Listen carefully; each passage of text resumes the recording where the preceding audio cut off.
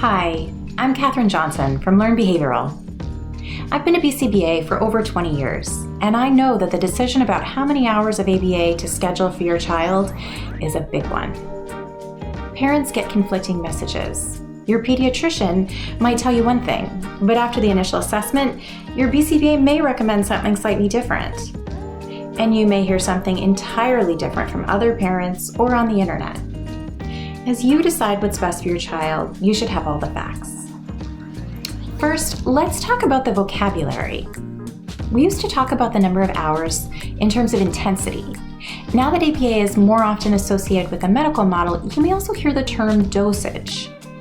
Both intensity and dosage refer to how many hours of ABA your child will get in a week. 10 to 25 hours is called a focused program. This would be like if your child is in a really good program at school and you just want to work on a subset of skills at home or in the community. For instance, if your child's school is targeting academics and social skills and a lot of communication, but you want to work on daily living skills and some additional communication at home. A program that's more than that, maybe a 30 to 40 hour program, is called a comprehensive program. This would mean that ABA is the primary source of your child's treatment, and your ABA team is targeting all of the different areas in which your child needs support. Let's talk about what the evidence says about treatment. Research has shown that the earlier treatment begins, the more likely you are to see long-term positive outcomes. When children start at a young age, the gap between their skills and the skills of other kids the same age is not as wide as it would be if you waited until they were older. So they're getting a really good jump start on acquiring as many foundational skills as they can early on, and it can change their learning trajectory. Intensive programs produce better outcomes. Remember, intensive means a lot of hours per week. The research that has shown such good results for autistic children in all skill areas has been on programs that provide 10 to 40 hours per week. Where your child falls between 10 and 40 hours will be recommended by a professional.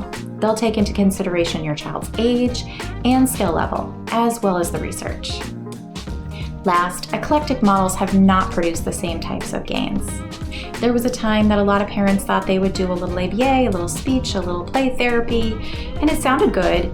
Unfortunately, the research done on those types of programs so far has shown that the children don't gain nearly as many skills as children in ABA-based programs.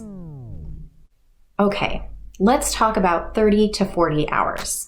It's a lot of time, and sometimes when parents hear that amount of time, they're surprised.